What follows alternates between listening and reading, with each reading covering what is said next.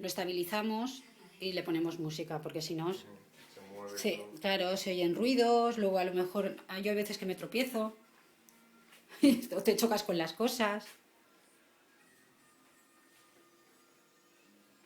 Por eso yo luego pienso que también tendrá un valor, ¿no? El venderlo amueblado Claro, con todos los lo que elementos. pasa, hombre, tiene más valor sobre todo si encuentras un cliente que realmente le viene bien el que esté amueblado. Y que Pero le hay gusten gente que los muebles, compra ya. y no quiere muebles, lo que compra realmente es la vivienda. Ujú.